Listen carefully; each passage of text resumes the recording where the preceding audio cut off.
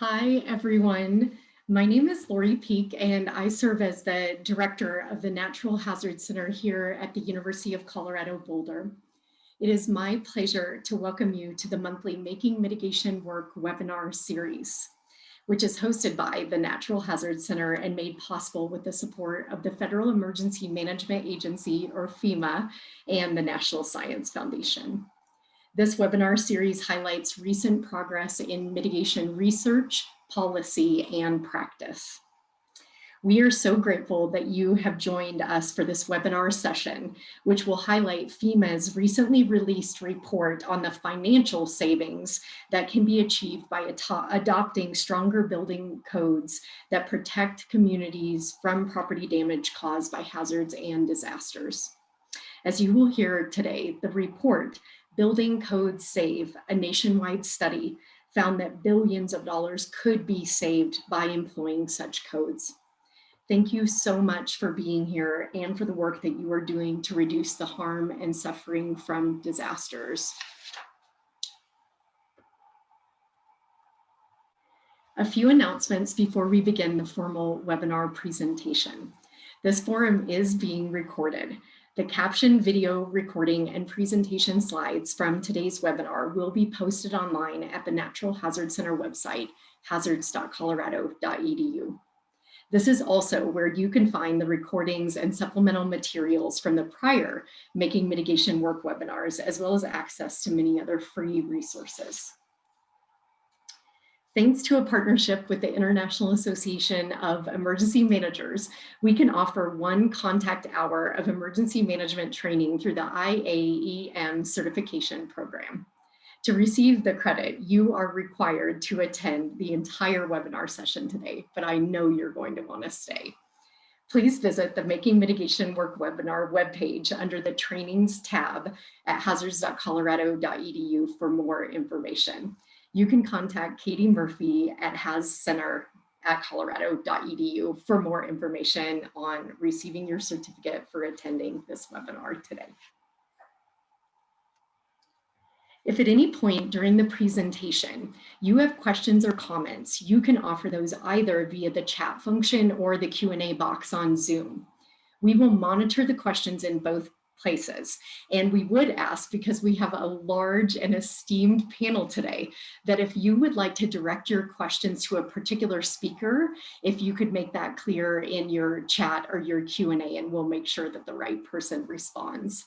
If we happen to run out of time today during the webinar, we'll ask our wonderful panelists to provide written responses to your inquiries. Now, without further ado, I am so pleased to introduce our speakers, who truly make up a team and have been working together for quite some time to bring to you this extraordinary work that you're going to hear about today. You will hear from Matthew Francis, who is Senior Principal at AECOM, Frank Lavelle, who is Vice President and Principal Engineer at Applied Research Associates, Shane Parsons, who is a Modeling Analyst at AECOM, Hope Seligson, who is a Regional Loss Estimation Specialist and Independent Consultant, and John Westcott from the Federal Emergency Management Agency. Please visit our Making Mitigation Work webinar website to read each of the speakers' impressive bios. They have decades of combined experience in risk analysis and hazards mitigation practice. Matt, Frank, Shane, Hope, and John, thank you for sharing your time and insights with us. I'm going to stop sharing my screen now and turn it over to you.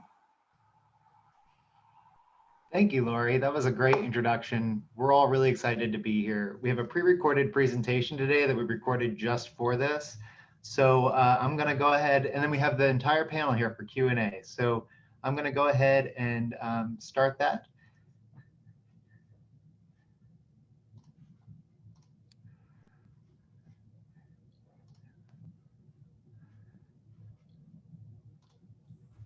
Hello, my name is Jonathan Westcott. I'm a civil engineer at FEMA headquarters in our building science branch. I led the development of FEMA's Building Code Save study, and I'm here with the lead subject matter experts to tell you about it. Dr. Parson is a natural hazard and climate change modeling analyst with AECOM and led the study's flood module. Dr. Lavelle is a vice president and principal engineer at Applied Research Associates, who helped develop the HAZUS software and led the hurricane wind module for this study. Ms. Seligson is a HAZUS expert with over 30 years of experience in the areas of natural hazard risk assessment and loss estimation, and led the study's earthquake module. Mr. Francis is a senior principal at AECOM and served as the overall technical lead.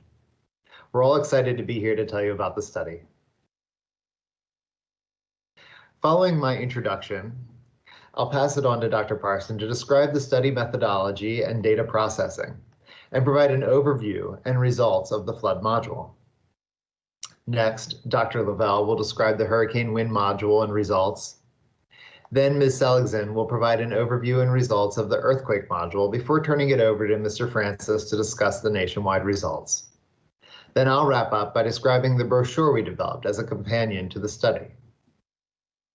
We had lots of partners and contributors to the study. In addition to everyone here with me today and all those who work to support them, we benefited from input from numerous FEMA subject matter experts. We also had an external review panel consisting of members from the Federal Alliance for Safe Homes, the International Code Council, the National Institute of Standards and Technology, the National Association of Home Builders, the Insurance Institute for Business and Home Safety, a university, and a local official. We even have more partners in outreaching our results, including the Association of State Floodplain Managers, the Applied Technology Council, and other organizations interested in code adoption. Lastly, I want to recognize Ed Latch at FEMA for providing the long-term vision and executive leadership for this study. FEMA places a strong emphasis on building codes because they enhance public safety and property protection. Model building codes are more disaster resistant than ever, and the benefits of strong code adoption and enforcement become evident following disasters. FEMA's mitigation assessment teams and others have documented significant reduction in damages to structures built to modern hazard-resistant codes. The National Institute of Building Sciences, in their Mitigation Saves study, found that adopting modern building codes saves $11 for every $1 invested. Yet despite the effectiveness of modern building codes, disaster costs are huge and rising and affect tens of millions of Americans. That's where our nation's mitigation investment strategy calls for making mitigation standard practice and recognizes the importance of strong building codes in making that happen. Still, surprisingly to some, about 2/3 of our nation's jurisdictions have not yet adopted a recent edition of the model codes. We need to change that in order to maximize their significant benefits. So the goals of the study are to demonstrate the monetary benefit of adopting hazard-resistant building codes, to do so by quantifying the effect of building codes in reducing losses during disasters, and importantly, to use our results to incentivize better code adoption. This study quantifies the losses avoided from the adoption of modern hazard-resistant building codes. Using big data sets and an engineering-based methodology, we've used HAZUS, FEMA's loss estimation tool, to model key structural characteristics of hazard-resistant building codes as they were adopted over time by communities across the country. Buildings constructed with these characteristics, which our subject matter experts will describe in more detail, experience fewer losses when exposed to hurricane winds, flooding, and earthquakes, the three hazards we evaluated as part of this study. We found that the nation is saving $1.6 billion in average annualized losses avoided, thanks to the states and communities across the country that have adopted hazard-resistant building codes since 2000. Further, we estimate that about $32 billion has been saved over the past 20 years, and projecting forward, assuming contemporary development and adoption patterns continue, we could save $132 billion by 2040.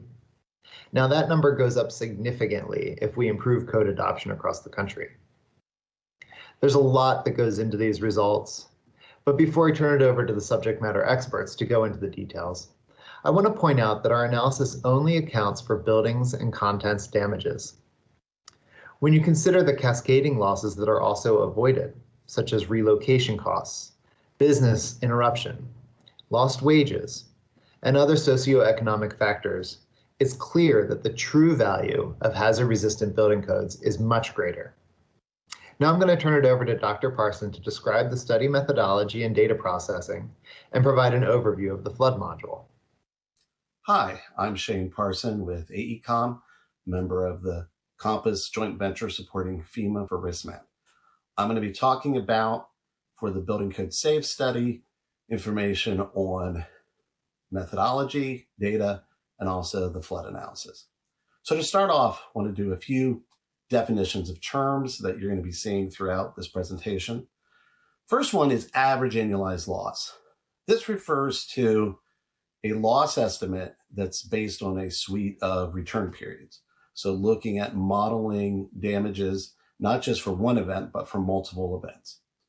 The next term is average annual losses avoided. That is when we have two different scenarios we're comparing, let's say with building code and without building code or pre-code. And we're comparing the average annualized loss between those two scenarios. That difference is the losses avoided associated with that. In some cases, when a building is strengthened, having code versus not having code will have a positive losses avoided. But there are some circumstances where values will be either low or zero, can indicate where we don't have an actual difference in code conditions, can also be a data gap issue. Also, we can have cases where it's negative, where the pre-code condition might have been a conservative standard for construction and building, so it actually was stronger than later editions of codes where there was more prescriptive and more detailed information that was able in a given location to possibly slightly weaken the codes in those areas. So these are four terms that you'll be seeing throughout the rest of this presentation. Okay, so building code methodology. How do we go about actually conducting the building code SAVE study? So building on past experience from pilot studies and regional studies, we found out that our main data needs were information about assets or structures, code adoption histories, and then the actual hazard mapping itself. So our first step in the effort is really data collection, getting information that provides a way to be able to assign at a structure level both hazard severities over different return periods, and also code adoption history to know that a given structure built on a certain date can be expected to have been built to a certain code edition. That information is then used to assign fragility or damage curves to structures. All of that info is then put within HAZUS or a HAZUS-like framework to model losses. And remember, because it's a losses avoided study for building code saves, we compare a pre-code condition with a post-code or after-code adoption. Those are our comparisons. So we get those results out of HAZUS, we do comparisons, and then we look at it from a quality standpoint to say, did the results come out the way we expected on both the scale and on a geographic basis, make sure that we have quality results from our methodology. So those are the main steps in the methodology. Losses avoided computations. So how do we go through the process of actually doing the math to make this work? We do simulations of a pre-code condition and a post-code or with code condition, and we compare the losses for both of those. For flooding, the main comparison is with having Freeboard for the with code condition and not having Freeboard or being built to the standard BFE or 100-year floodplain flood elevation. So those are the comparisons for those. For hurricane wind, the difference is really comparing a with code that has practices such as shutters and strengthened roof connections with a pre-code that would be more of a standard building type without those considerations. And for seismic, the with code would be, again, structural design and measures in place to withstand seismic forces versus a more standard design of a structure that wouldn't have that additional strengthening. So in the comparison of the two scenarios, the idea is that when we model that and we have our fragility curves that represent each of these, that we should be seeing that adding these strengthenings will end up giving us less damages. So let's talk a little bit about data collection. Our three main data sets that we needed for this study were asset data, code adoption data, and hazard data. Our main source for asset data was CoreLogic national parcel data that was also supplemented with Microsoft Bing footprints, allowing us to have a near nationwide coverage of structures around the US. For code adoption, we used a combination of national data sources from ICC, also some of the rating services such as BCS, and then for certain hazards, also getting local adoption data through some hazard-specific data sets. So for instance, we'll talk about for flood, the use of the community rating system database as well for that. For hazard data, we really look to the common sources for this information. For flood, that comes from FEMA, both from their NFHL, National Flood Hazard Layer, and then also some supplemental data in areas where all the data isn't digital at this point. For hurricane wind, those come from the ASCE designed wind data along with NOAA, past histories. And then for seismic, the standard USGS seismic data for the US. So all those are combined and used to attribute the individual structure data to allow us to then do the hazard specific modeling later on. So how do we do data processing? How did we go from kind of our source data down to usable data sets for each of our three hazards? So we started with the National CoreLogic data set of 147 million parcels.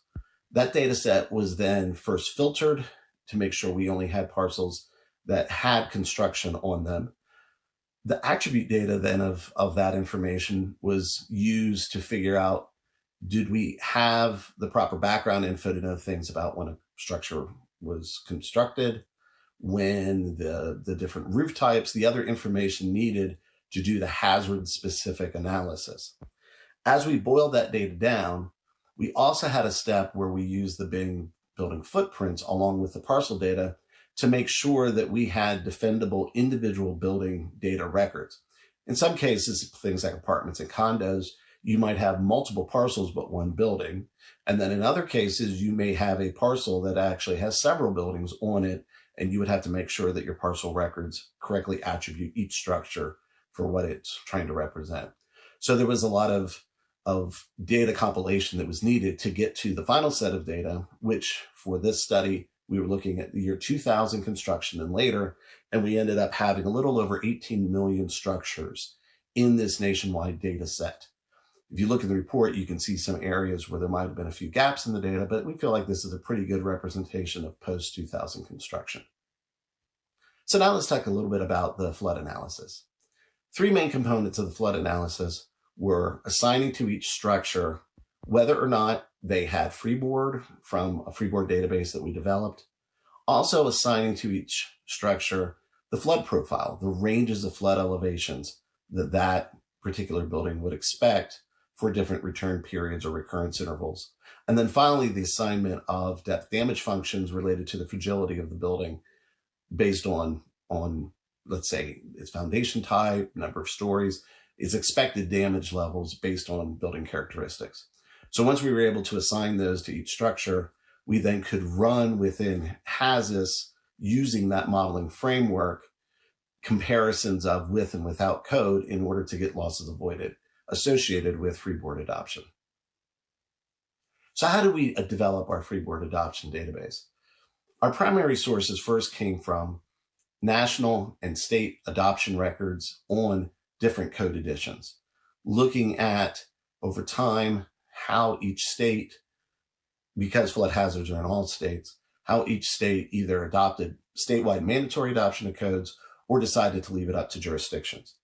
We also supplemented this information with other flood-specific databases, particularly the community rating system database, where communities that are part of that system are scored on various floodplain management criteria, one of which is Freeboard, and actually has a specific score that relates to not just presence of Freeboard, but the actual Freeboard levels.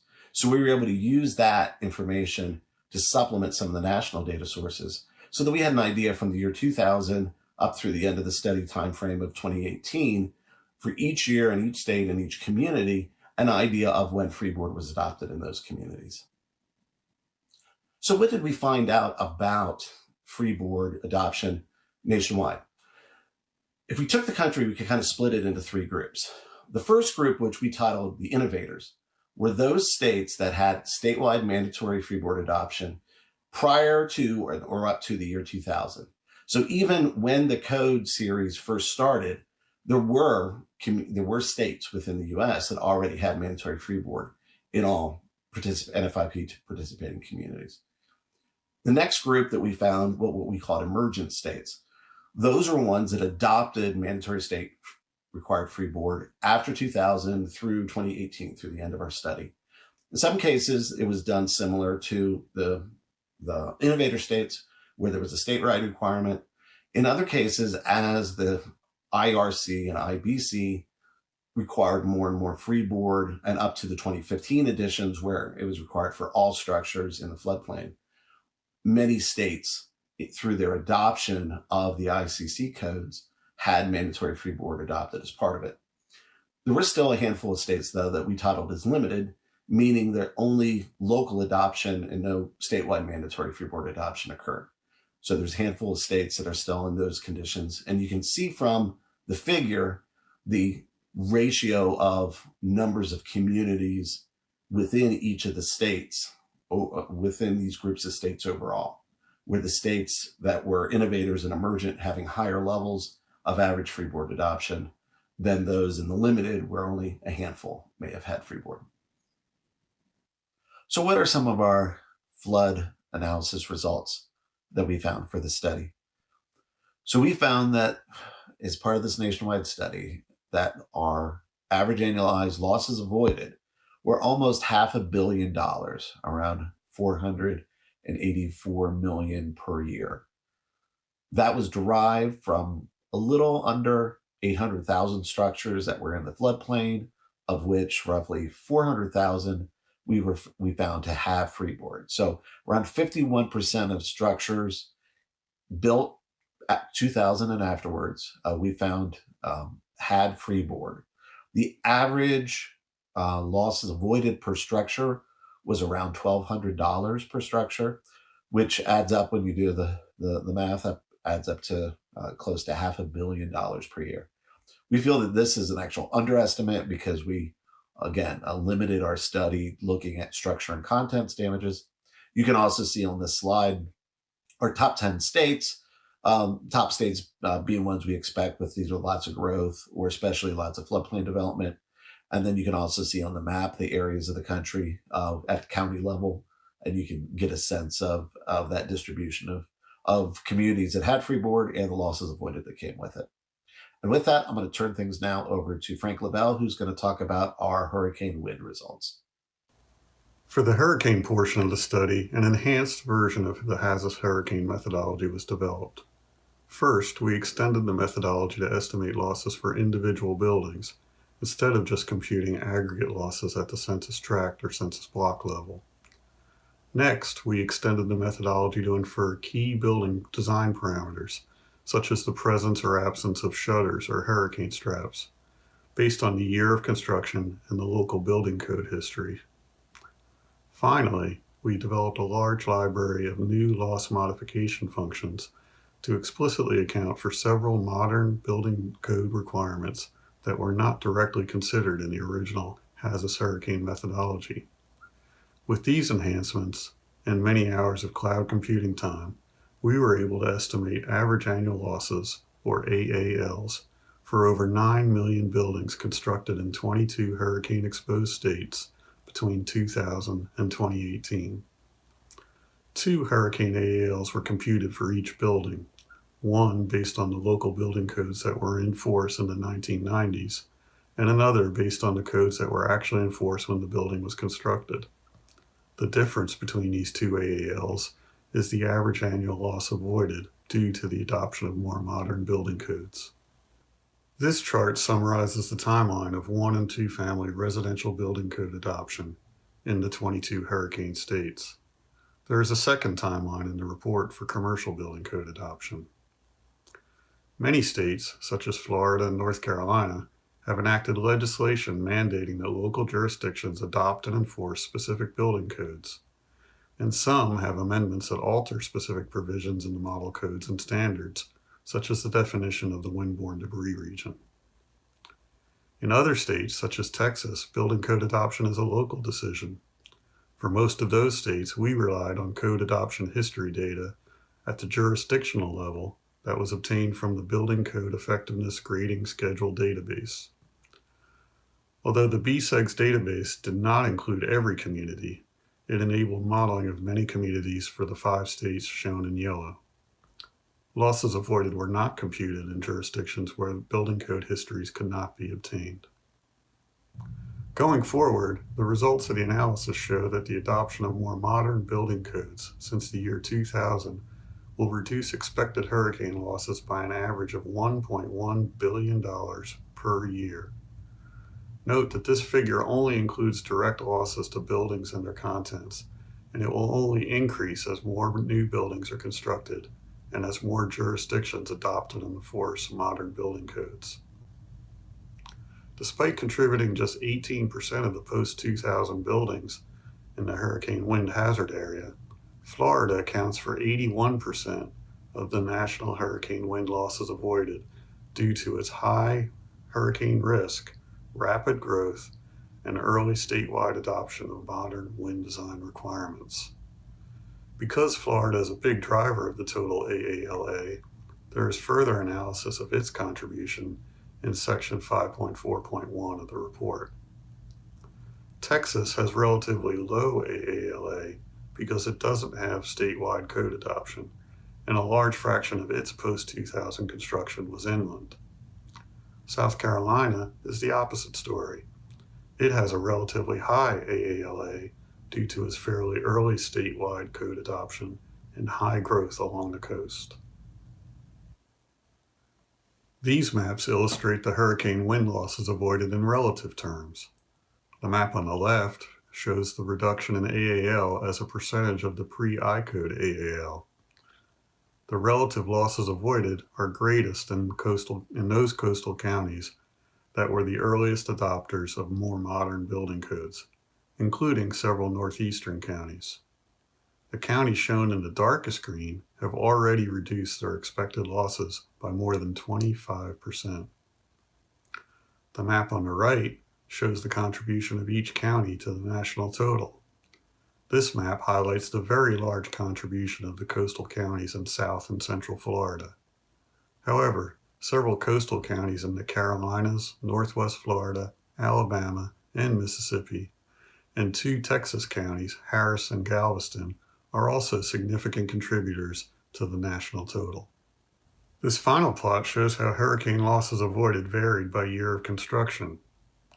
Savings from buildings constructed between 2000 and 2007 are mainly due to improvements in wind design criteria and building codes and standards that were developed and adopted in the years following Hurricanes Andrew and Iniki. In 2008, the savings jump up to about 35% with the introduction of mandatory windborne debris protection requirements and other improvements in the 2006 IBC and in amendments to the Florida Building Code following the hurricanes of 2004 and 2005. After that, the gradual improvement in savings is mainly due to increased I-code adoption. Due to differences in where new buildings were being constructed, we don't always see an increase in savings from year to year. Thanks, Frank. The approach for the seismic analysis is laid out in this flowchart. The seismic specific steps are delineated by the dashed red line. The focus of the seismic approach was to combine core logic building data with various models and categorization schemes to assemble a building-specific database for execution of the HAZUS Advanced Engineering Building Module, or AEBM. The 2 key parameters for each building's analysis are the building's model building type, representing its construction material and lateral force resisting system, and its design level, indicative of its design strength. The execution of these steps resulted in a database that could be analyzed in the HAZUS AEBM to produce estimates of building and content losses under the pre-I-code and I-code conditions, as well as the resulting loss avoided.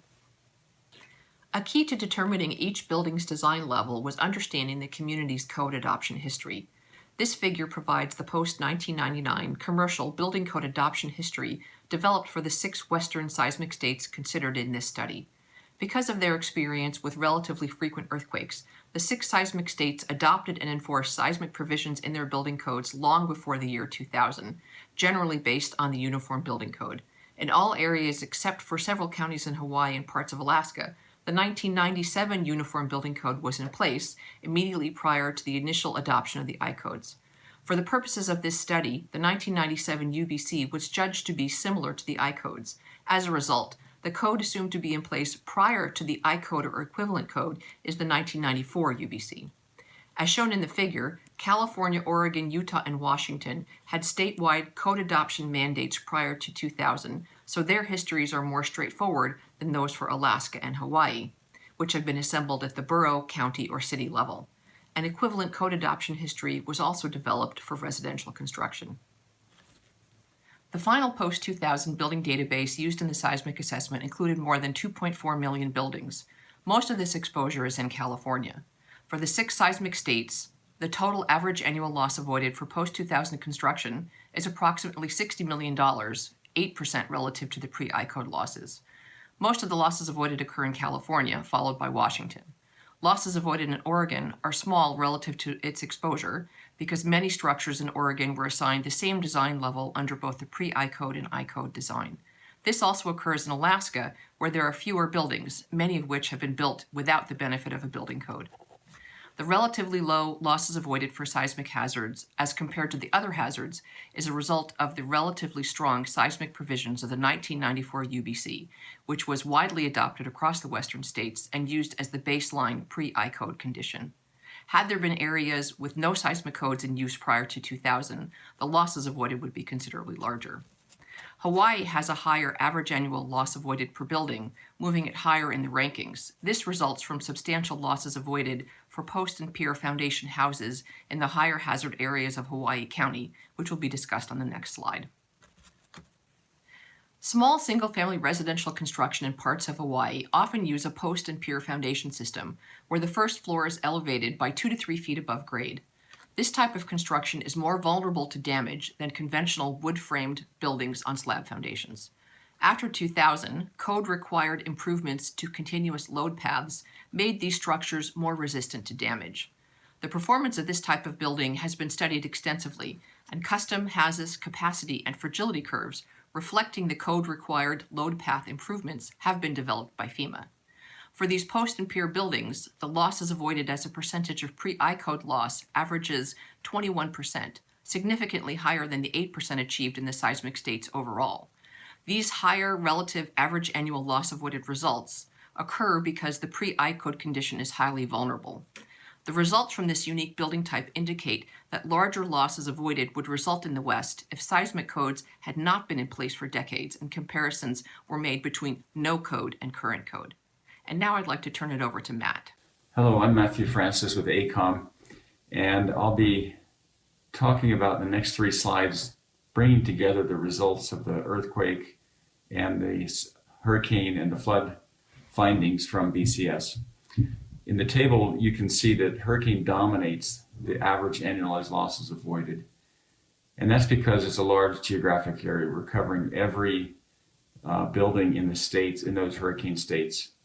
And the hazard provisions in the code are very effective for hurricane, so we see high losses avoided.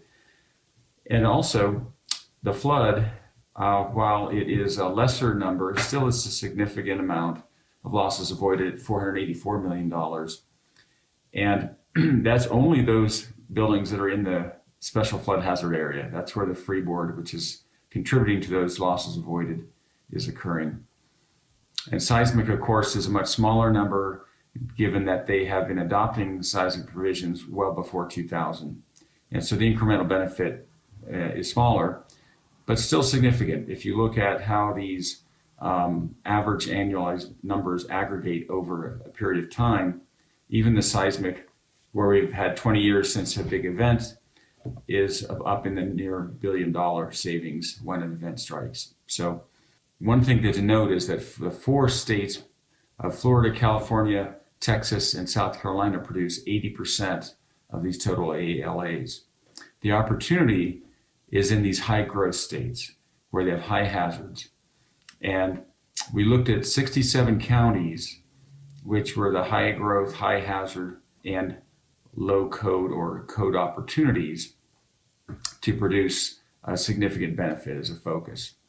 The other opportunity is with the residential buildings in every community, because they accumulate, again, maybe a small amount per home, but over the course of time across the community, all of those new houses contribute to significant savings for a community. And so that opportunity is there for every community across the country, whether it's adopting to the newest codes or whether it's getting engaged with the residential code. That is a priority. This next slide shows what happens when you take the 1.6 billion average annualized loss avoided over time for the next 20 years. As that accumulates, by 2040, at the current rate, the lower line you see here, the green dashes, that is what would happen if the current number of about 400,000 buildings per year continues for the next 20 years. And that number grows into an average annualized loss avoided of 3.2 billion. However, if you look at the heavy line as the actual number of buildings, we take a best fit through that, which is more of a historic average over 20 years, not just a post housing crash in 2008. Then we're up at 4.2 billion, the average annualized loss avoided by 2040.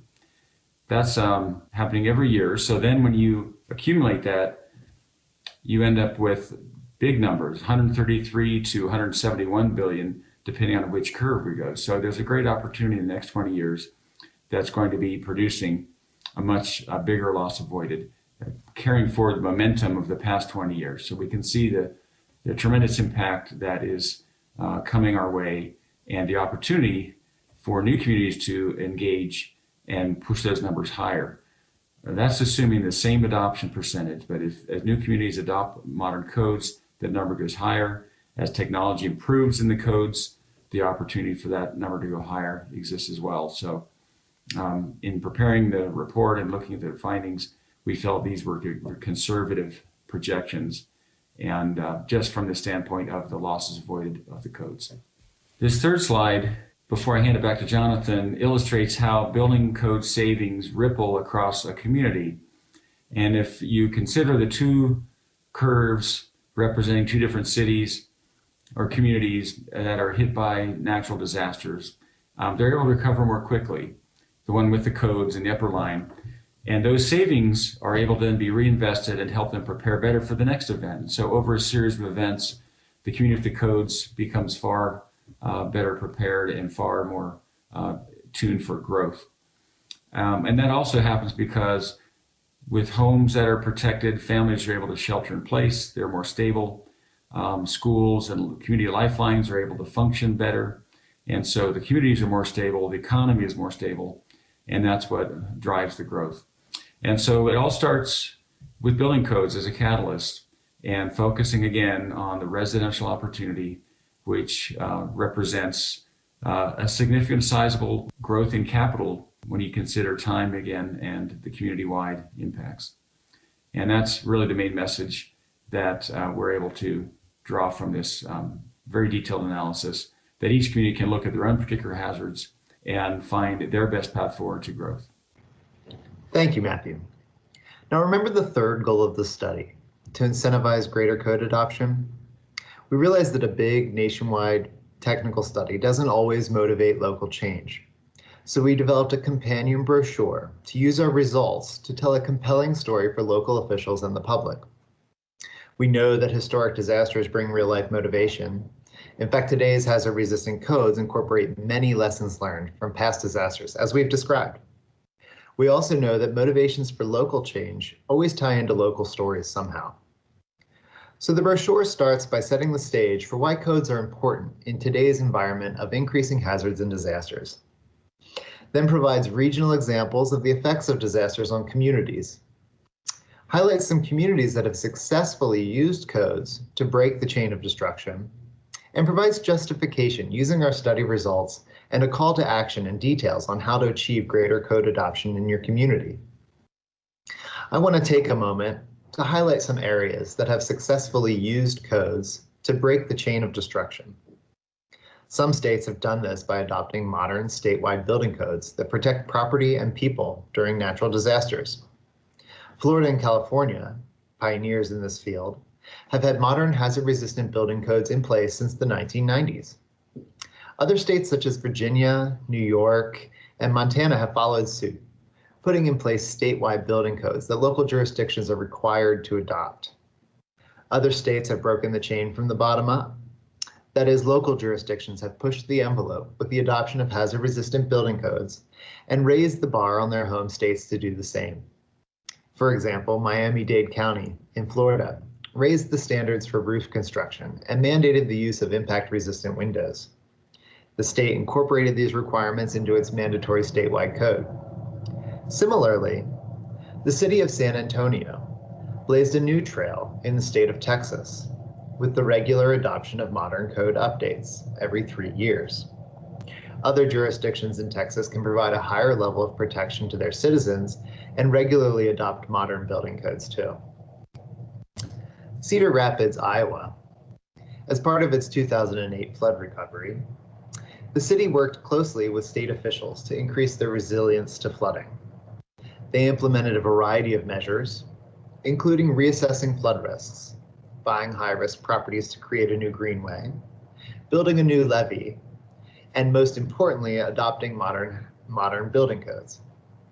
This comprehensive package of measures was put to the test in 2016 by the second highest flooding on record.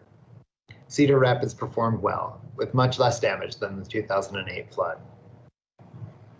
In conclusion, the regular adoption of modern hazard-resistant building codes brings compelling economic benefits and cost savings for all states and communities.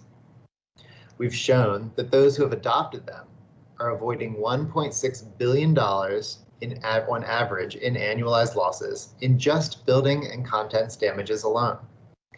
Even communities with low and moderate hazard areas benefit from the combined savings of multi-hazard provisions in the model codes, including reduced damage from all hazards by generally having stronger and more durable buildings.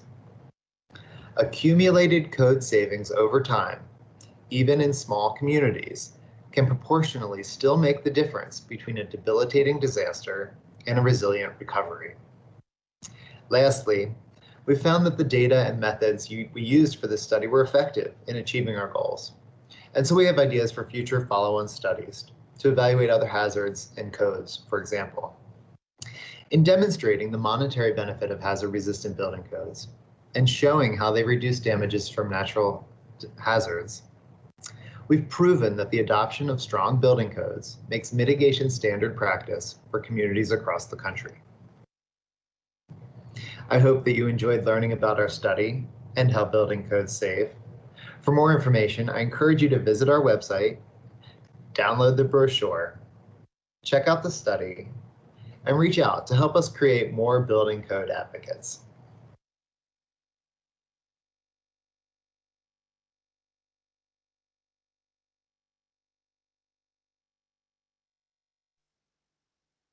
Wonderful. Thank you so much to our panelists today for this outstanding presentation. And thank you for all of the time, effort, and care you put into the pre-recorded presentation, so you could also be available to our many webinar participants who have already put a number of outstanding questions into the chat and Q&A box. And please keep those coming because our panel has reserved about 15 minutes for Q&A. And so we're actually going to start by first, we want to acknowledge again that this analysis is just absolutely groundbreaking and breathtaking in its scope. But a number of our participants have some questions about what is and is not covered in this study. And so I actually wanted to start with a place-based question, and then we're going to move to some of the hazards questions that have been placed in the chat. So I'm actually going to start with a question that Eric Lynn posed. He said, I am surprised by the lack of data and or losses avoided in counties across central Missouri, given the multiple Missouri River floods over the past 20 years. And so could the panel speak to sort of some of the place-based gaps that may be there in the data that you presented? Thank you. Sure, Lori, maybe I'll start and then I'll turn it over to Shane. I think just at a high level, it's important to think about the three main pieces of data that we used for the study. And that's the building data, the hazard data, and the code adoption data. And I think you know, a lot of the answers to why one thing wasn't included or why something's not showing up here is related to one of those three pieces. So with that, maybe I'll turn it over to Shane to kind of dive into the details a little bit more. Sure. So for Missouri specifically, it was one of our states that we had in the general category of limited. So there's not a statewide, you know, code or freeboard adoption either early on, or nor do they have any of the code additions. So it's all locally based. And our challenge in developing the Freeboard database, and actually for all the hazards when it's a locally driven code adoption, is especially things like Freeboard may live in about 5 different places within a local community's ordinances. So we use nationally available data sources, the CRS being the primary one. The question that was there was mentioned, did we actually access CIS data? And we did not. That was one of many additional supplemental data sources we would have loved to have available and included in with this. And frankly, the way I look at a lot of this is this as an initial study and an initial really building of this database. This is meant to be the dartboard that everyone can now throw darts at, because it helps us to build this and improve this over time. And we've gotten feedback in a lot of areas where in some cases, a national report will say there's statewide here, and it really isn't, and vice versa. So we tried to do that balancing act, but we also had to be cognizant. There are restrictions on federal studies of how much we can actually reach out and deal with individual communities. So there was also that balancing act where I think in follow-up studies, we can look at doing deeper dives, and especially in areas where we might have had a lot of gaps, make sure that we get things better represented in those areas. Thank you so much for that. And I'm actually going to follow on with that with a few questions that came in about the hazards that are and are not included.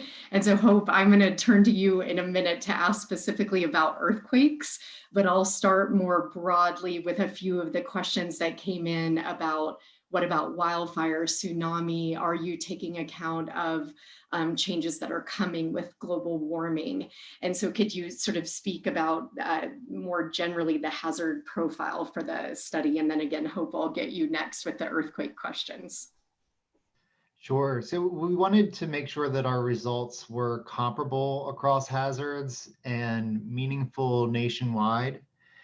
And so that really drove, so when we went to look at available methodologies and available data sets that we could use for our analysis, that was kind of what we had in the back of our mind. And you know, with respect to hazards, a really important aspect of the hazard data for this type of analysis is to have multi-probabilistic hazard data.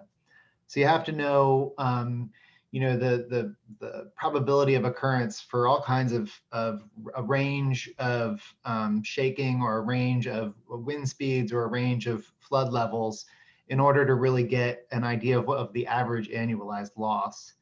When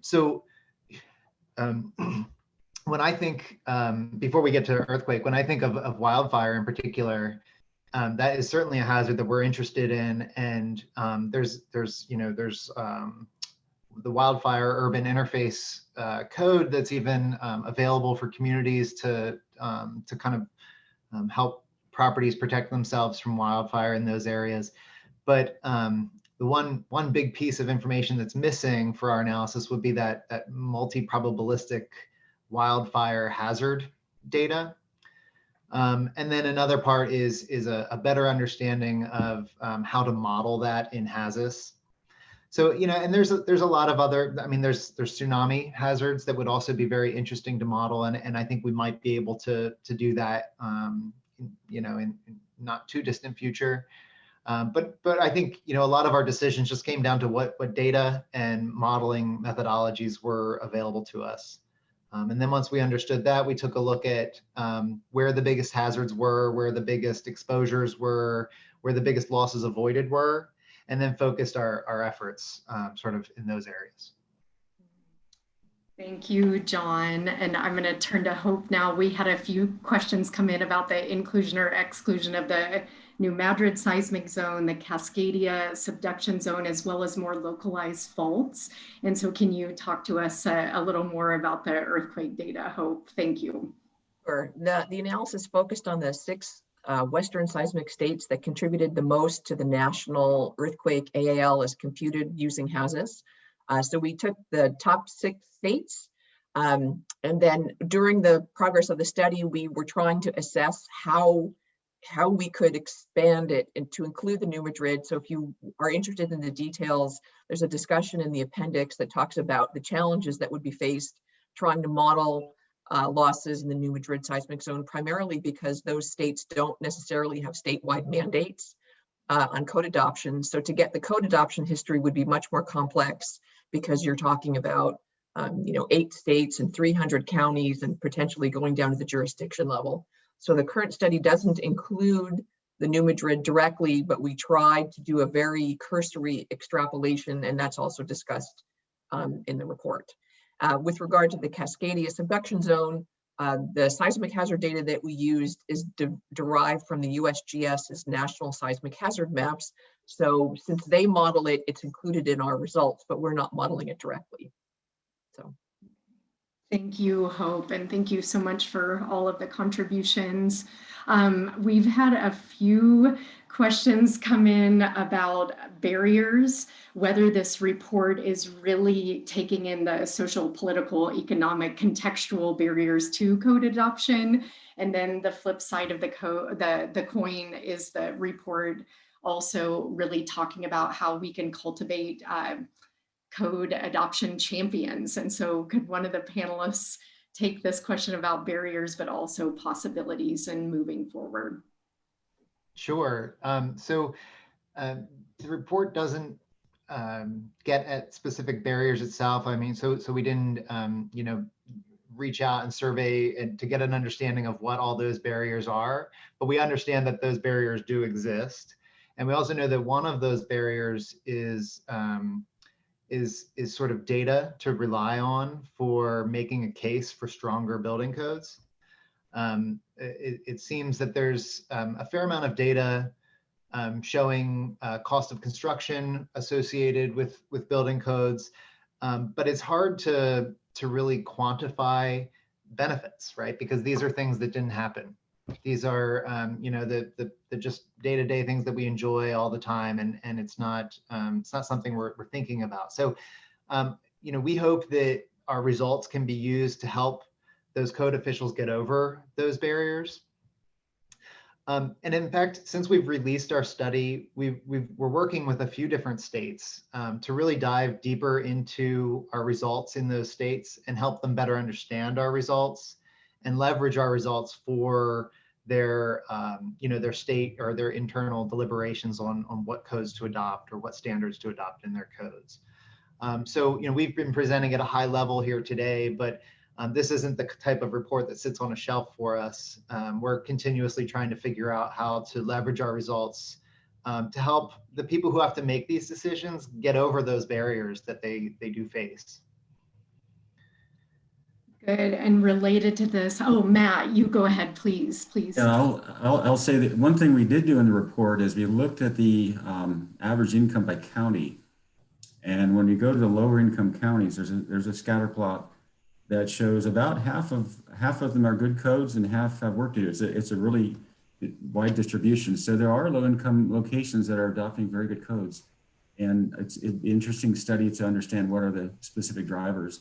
a lot of what we see is culture, right? It may not be so much cost as culture. When you talk about new construction, financing codes is much easier than trying to go back and retrofit.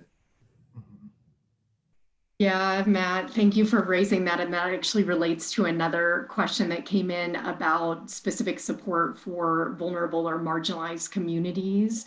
And so does the report address communities at the margins that may have less resources available, et cetera, to move forward on this front, and what supports are available for vulnerable or marginalized communities? So, I mean, in addition to what Matt just mentioned, where we did do some intersections to give some insights into that, we also work with our regions in rolling out this report and understanding how states and communities can use it. And so we rely on them and their relationships and their understanding of their communities and sort of where they are and how much assistance they might need. The report doesn't, I mean, this was an engineering-based technical report, so we don't get into exactly what some of those barriers are. But again, we hope to equip the people who are having those conversations to help them get past some of their barriers.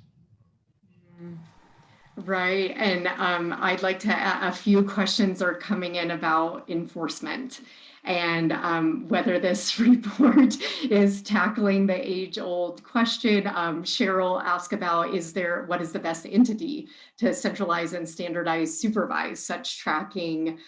So can the panel speak to that question about enforcement even after adoption? Thank you.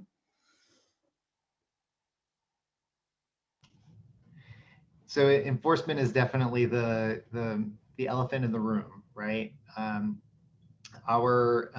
Matt, feel free to jump in if I'm not characterizing this correctly, but our study assumed a 1-year lag time between when a code was adopted and when buildings built in that community started to apply those code criteria.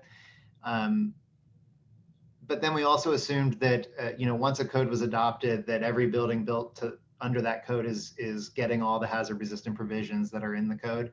So we didn't kind of scale for any kind of assessment of enforcement. There are services out there. I'm thinking of ISO's building code effectiveness grading schedule that can help get an understanding of what the enforcement looks like across the country, but that was not a big piece of what we were diving into on this study. And I think there have been a lot of really nice comments in the chat too about how important this is as a baseline. So Matt, what were you going to add to that? Yeah, well, in terms of modeling enforcement also, it's because the data is so spotty, it's hard to do something meaningful. I think we did look at some localized conditions in one of the earlier pilots. But one way to do that, again, a future opportunity, if we're able to get very good enforcement data in terms of the areas that aren't enforcing well, you can enhance this, assign different levels of quality of construction, which would be one of the outcomes. So there's thought about how to do that, but again, data availability was limiting now. Yeah, another age-old challenge. So to our participants, we want to say we see your questions coming through, but we are close to the end of time. So again, what we're going to do, we'll compile your questions and then we'll ask our esteemed panelists to please provide written responses, which we will then post on the Natural Hazard Center website. And so just in closing today, I actually wanted to share very briefly, many of you have heard the news that Dennis Maletti, who was the third director of the Natural Hazard Center, actually passed away last week from complications related to COVID-19, which is an enormous loss to our community. But I wanted to actually very briefly just note that in 1999, when Dennis led the second assessment of natural hazards in the United States, which was published in the book Disasters by Design, one of the major recommendations at the close of that book was a reassessment of the purpose of building codes, safety of the occupants, losses from damage to the structure, contents disruption in businesses and lifestyle, and understanding the key social factors that determine code acceptance and enforcement. And so in his honor and the honor of the work that so many researchers and practitioners have carried forward, we applaud you for the work that you have done and for the seeds that you have planted for future work. And so many thanks to our panelists. I hope our participants will join in a warm virtual round of applause and gratitude. And just in closing today, I wanted to remind all of our participants, if you are seeking continuing education credits, please reach out to us at the Natural Hazard Center. And I hope you will please join us in March when we will have another Making Mitigation Work webinar series edition following this wonderful presentation. Our next one is focused on climate change research from our Mitigation Matters Award recipients, which are also sponsored by FEMA. And so please join us on Tuesday, March 9th from 1 to 2 p.m. Eastern. And please join me in thanking our panelists for the work that they have done on behalf of our nation and the people of this nation. Thank you, everyone. And please remember to take care of yourself and others. Have a great day.